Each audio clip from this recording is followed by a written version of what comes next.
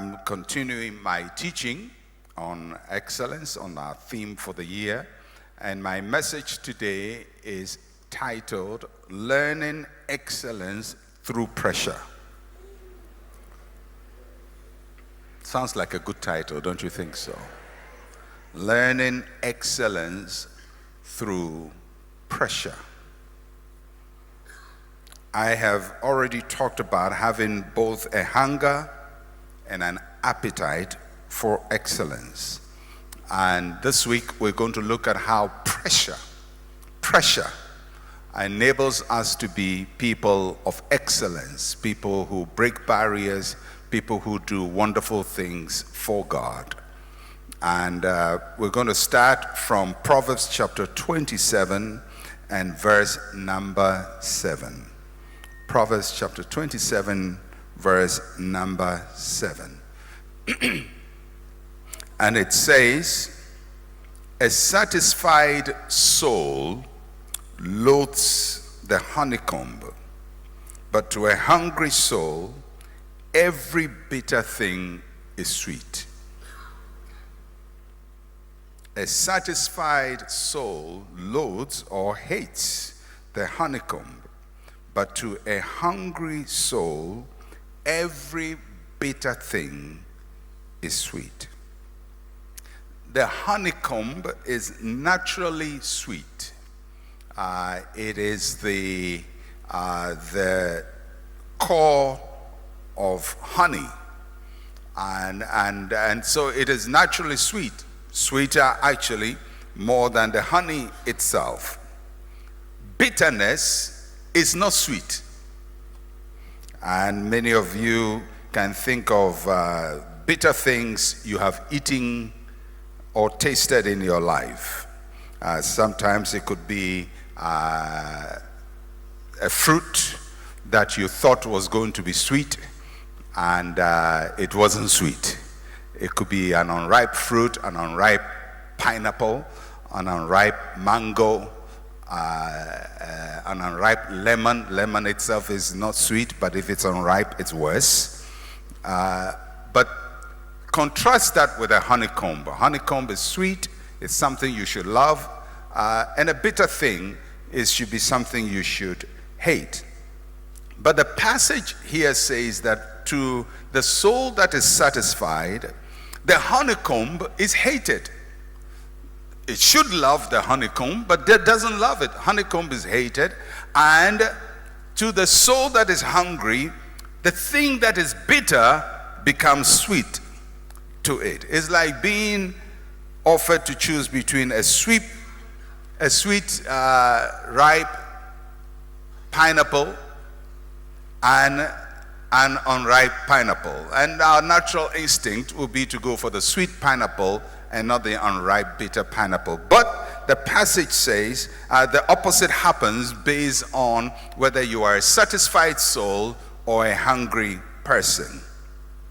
So I would just summarize the proverb with two sentences. One is that self-satisfaction makes us see what is easy as hard.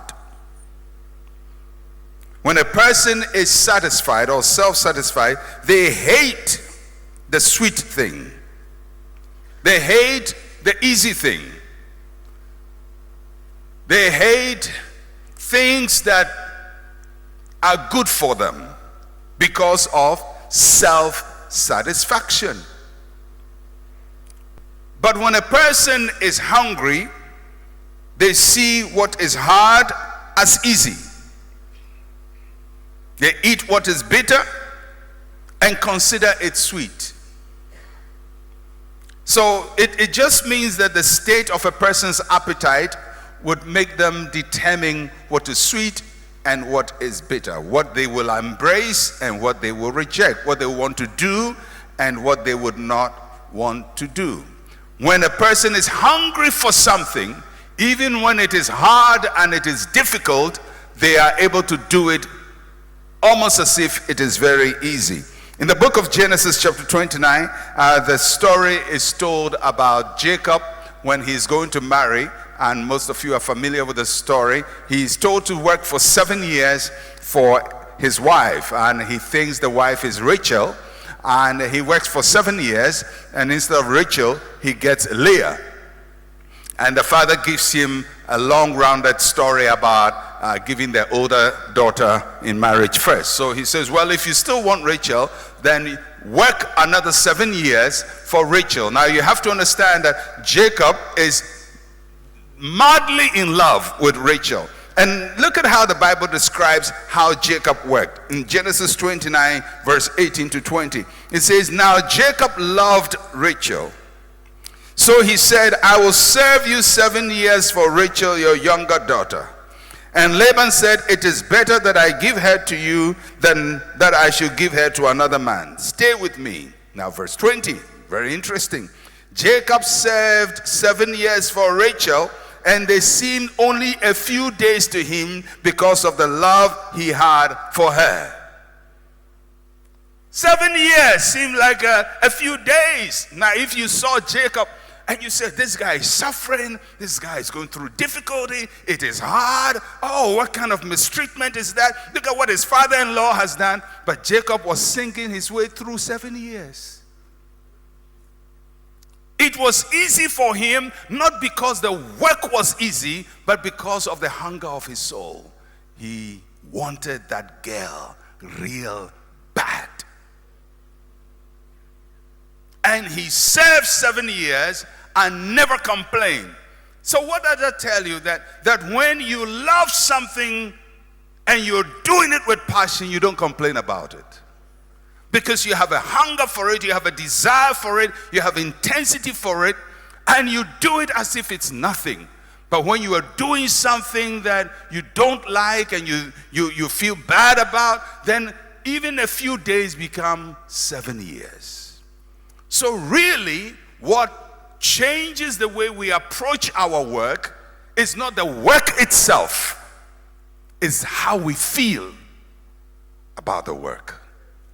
And that gives us an idea of what we can do to become excellent people.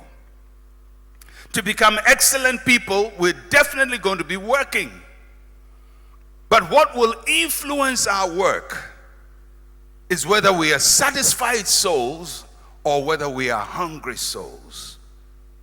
Philippians chapter 3, verse 12 to 14.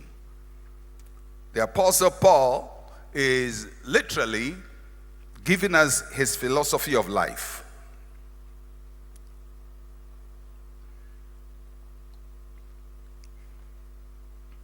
Paul, who was not there when Jesus was ministering, Paul, who is a latecomer, overtakes the rest of the apostles, plants more churches than all of them, teaches more doctrine than all of them. He writes 2/3 of the New Testament. Almost all the epistles in the New Testament, the doctrine of the New Testament is taught by Paul. How come a man who is a latecomer manages to become such an influential leader? Why was he not intimidated by the people he came to meet? Peter, James, John, Bartholomew, all these guys with very fanciful names. How come he's able to bypass all of them and become such a great influence? And Paul is telling us his philosophy, his life philosophy, how he saw life, how he viewed life. In Philippians chapter 3, verse 12 to 14. And this is what Paul says. Not that I have already attained or am already perfected, but I press on, that I may lay hold of that for which Christ Jesus also laid hold of me. Brethren, I do not count myself to have apprehended, but one thing I do, forgetting those things which are behind and reaching forward to those things that are ahead, I press toward the goal for the prize of the upward call of God in Christ Jesus. Twice in this passage, the Apostle Paul uses the word press. Everybody say press. In verse 12, he says, I press on. In verse 14, he says, I press toward. Everybody say press. It's a very interesting word. It is out of the word press that we get our word pressure. Pressure is pressing. In both instances, in the lemma of the Greek, the word used is deoko. Deoko. And it means to press, to pursue, and interestingly, to persecute. To press, to pursue, to persecute. So when Paul says, I press on, he's saying almost, I persecute myself. The word used there means to suffer hardship under intense pressure. So when Paul says, I press on, he's not talking about something easy that he does. He's literally saying, I suffer hardship under intense pressure in order to move forward. I suffer hardship under intense pressure in order to move forward. Paul's life was driven by pressure. In other words, Paul is saying, I persecute myself in order to move on. Pressure is a very powerful force. Without it, there is no movement. And those who hate pressure make very little movement in life. Because pressure moves us out of inertia. I wasn't a particularly good science student. I didn't like science. The science subjects I liked was biology because it was easy to understand. The one I hated most was chemistry because it was just a confusing concept of things that change here, and you borrow one atom there and add it to another atom and one molecule here. And so why are they borrowing all these things? What's happening? But biology was easy, to understand how the body functions. Physics was not too bad because there was a practical aspect of it. And with all my lack of knowledge of science, I remember Newton's first law of motion. How many of you remember Newton's first law of motion? We had to memorize it almost by heart. And basically, it says that in a state of inertia, an object is going to remain in the same place or continue or remain in the same pace of velocity unless force is exerted on it. Is that not so? Yeah. Clap for me. This is a pure art student trying to think in science. So basically, what Newton's law of motion, now you know that motion has to do with movement. Newton is saying that in a state of inertia, in a state of nothing happening, a thing will remain where it is. Or if it is moving, it will move at the same pace. In Fanti, we say, wah. He will move at the same pace. Unless pressure or force is applied. So when you see a person who is stuck in one place, or person moving wah, you know that this person has refused pressure. Because if you're going to move, there has to be pressure. Everybody say pressure. Paul says, that is how I move. I press on. In the ancient world, the first concept of a press was the wine press. The wine press was what was used to produce wine. And what did the wine press do? The wine press would take grapes and they had a system that continued to apply pressure. And what the wine press would do is that it would squeeze and squeeze and squeeze and squeeze the grapes until water came out of it. They applied the same for the olive press to create olive oil. They squeezed the fruit. In fact, it was the same mechanism that was later used by Gutenberg to make the printing press. That's why it was called the press, because it was pressing letters on paper. Press.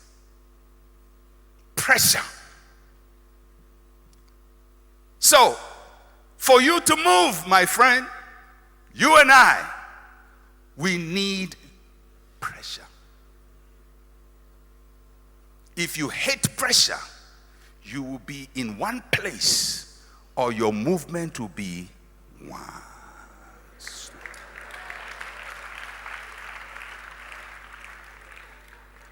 So Paul says, I press on. And even when I have achieved something, I put myself under pressure to move again. Because movement is a product of pressure. And excellence is a product of pressure. Without pressure, you're going to remain where you are. Without pressure, you will never move. Life has within it what I call points of resistance. And without pressure, you can never move past them. One of the most precious objects or substances in our world is a diamond. Both in its raw state and in its polished state. Diamonds occur under extreme pressure of temperature and atmospheric pressure. Without pressure, diamonds cannot be produced. And diamonds are cut under extreme pressure. So both for the making of the diamond and the polishing of the diamond, extreme pressure is required. If you hate pressure, your life will be stuck.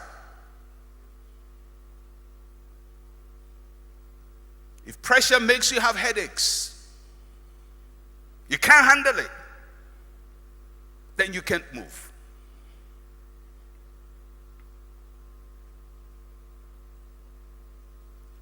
Excellence cannot occur in a state of inertia. So the question I want to ask you this morning is, how well do you function under pressure?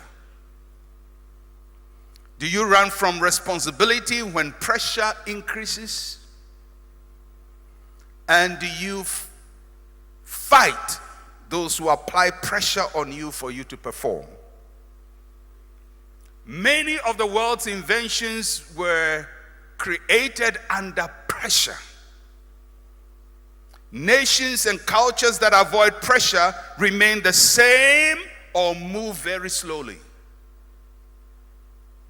I am convinced, without any shadow of doubt, I am convinced 100% that the critical problems of Africa are the effect of what I call cultural inertia.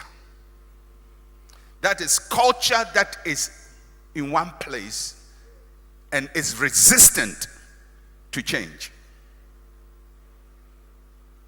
Our economic problems are cultural problems. It is the culture that creates the problem. It is a people who are unwilling to allow pressure to move them.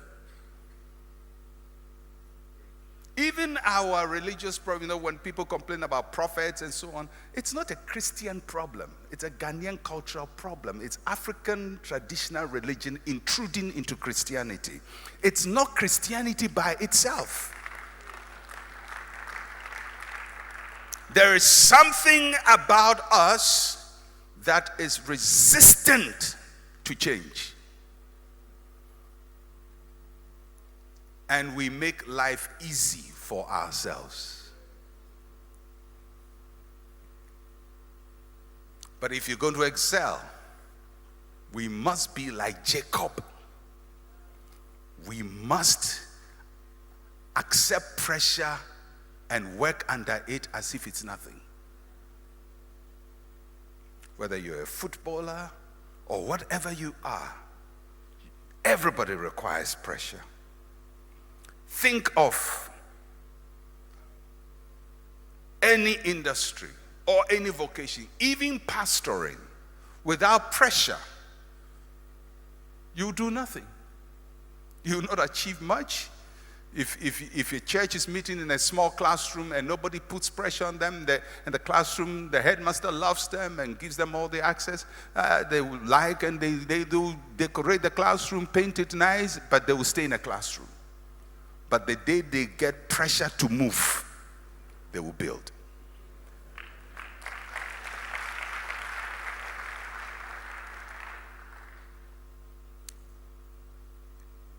I know we have doctors here and we respect what they are doing. But in other countries, if there is a medical malpractice in a hospital, that hospital may be shut down. Here, you do surgery with somebody, leave scissors and all kinds of things in your stomach. And when it is fine, say, we are sorry. They open you again and take it out as if nothing happened, because nobody is going to sue you. Now, suing people is hard. It's painful. But when you are sued once, you will count the scissors after every surgery. If people die in our hospitals because of bad behavior and we hold ourselves accountable, then healthcare will improve. It's the same for pastors. If you go and counsel somebody and his marriage breaks up, and you are held accountable, you would think twice before you tell somebody that his marriage is because his mother-in-law is a witch. If you get sued for that statement, you will be very careful. But we go free. In Ghana, we say nonsense freely. We talk rubbish freely. Nobody is held to any account. And we think it's a good thing. It's not a good thing because there's no pressure. And because there's no pressure, there's no motion.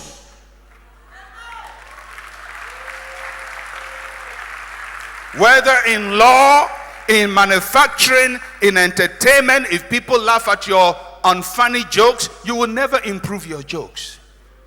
Why do you think? Why do you think that our movie industry is not changing?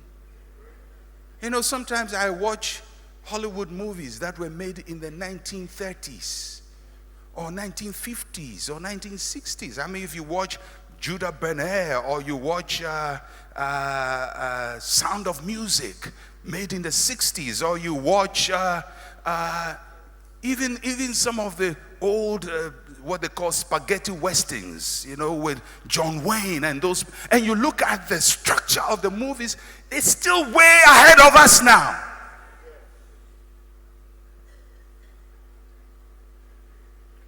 Why? It's not because we are not good actors.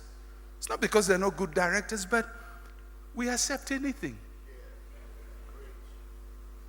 No pressure. No problem. And if there's no problem, You are in the same place, or you will be wow.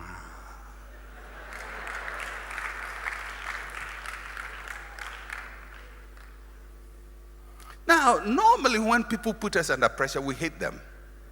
But do you know that when you grow in life, the people you appreciate most are the ones who put you under pressure? The teachers you love most are those who drilled those physics laws into you and put you under pressure. The coach who put you under pressure. But the ones you loved in school, who made you have your own way, later on you grow up and realize they were your worst enemies.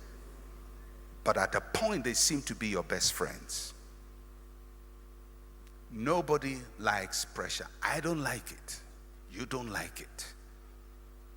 But we have to embrace it in order to have motion.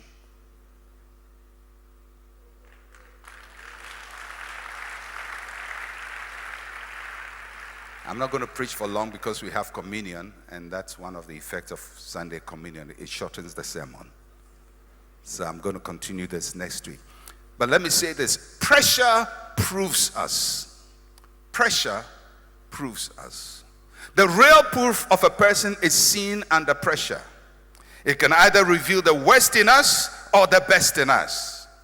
But for the purposes of my teaching, I'm going to look at the positive effects of pressure. Pressure proves us. How does it do that? Pressure shows what is within us. Pressure shows what is within us. Like a tea bag in hot water, pressure reveals what is hidden inside us. When you put a tea bag in hot water, it is under pressure for its flavors to be diffused. Without pressure, nobody benefits from what is within it. I'm yet to see anybody who takes a tea bag and puts it in their mouth to eat or drink. But hot water will bring the best out of your tea. That hot water is pressure. Anyone who has dug a borehole for water experiences how pressure enables us to find water beneath dry earth.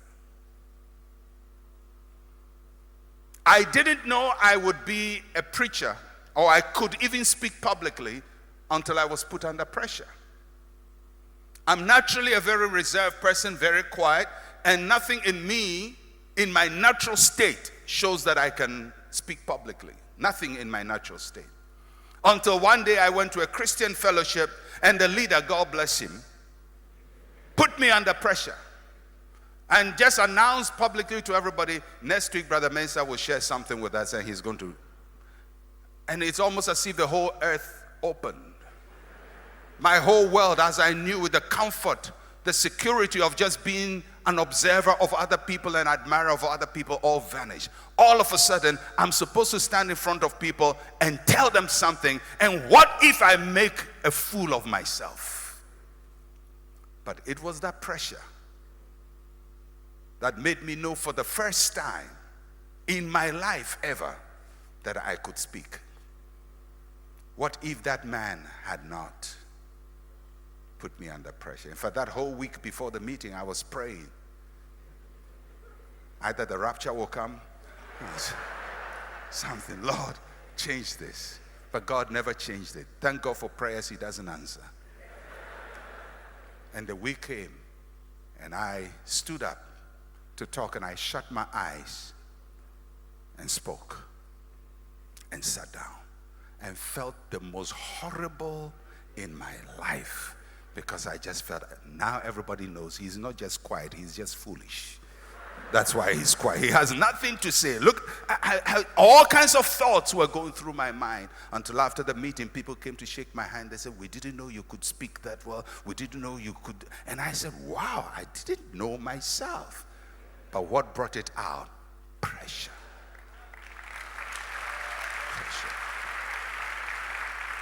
Pressure strengthens what we have.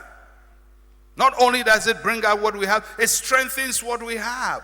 Pressure on our muscles strengthens our muscles. Bodybuilders are huge with bulging muscles because of pressure they put on their muscles. Pressure is a builder. Without it, you cannot build your gifts, your talent for excellence.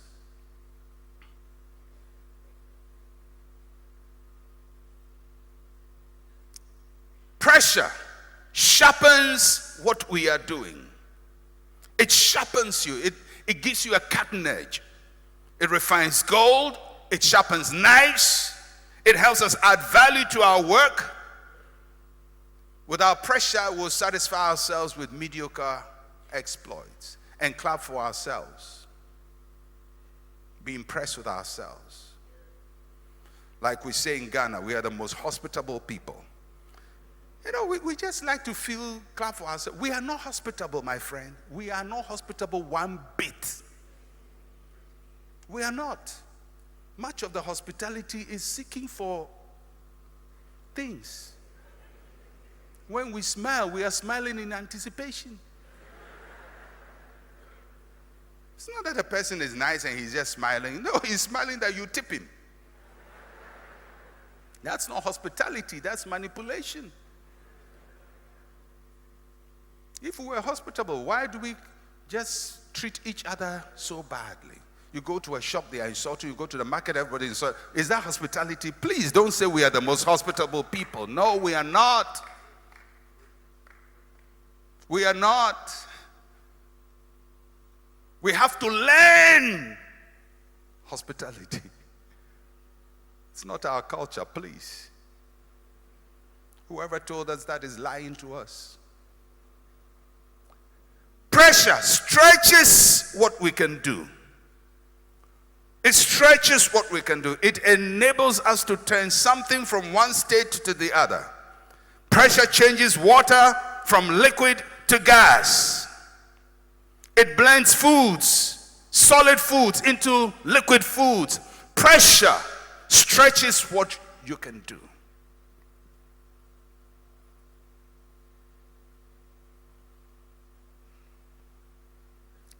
Every one of us who wants to excel, how many of you want to excel this year? I pray God will give you pressure.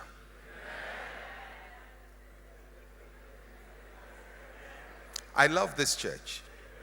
In some churches, people will say, I refuse it. But here you said amen. May God give you pressure. And next week, I'm going to talk about that. The pressure without and the pressure within. I'll be focusing on that. But all I can say is to excel, to accelerate, to gain motion, to move, to break resistance. Your natural state will not do it for you. Your natural state is going to say, you are okay. Why are you worrying yourself? Why are you doing all of that? You know, in Ghana, when people see you jogging, they say, why are you worrying yourself? Are you going to compete in an Olympics? No. Then why are you running every day? Because we want life to be cool. No problem. But for everything you want to achieve, and especially if you want to excel, Paul says, I put myself under intense pressure to do that. I press on. I press towards it. And this year, we are going to press. Somebody say, I'm going to press. Yes. And one of the things you're going to love is pressure. You will not insult people who do put you under pressure. You will not be angry with them. You will not hate them. You will embrace them and thank them for pressure, because they are your best friends. For a moment, you may not see their value, but when they have purified the diamond in you and you are sparkling for the world to see, you go back and say, had this person not put this pressure on me, I would never have arrived at this point.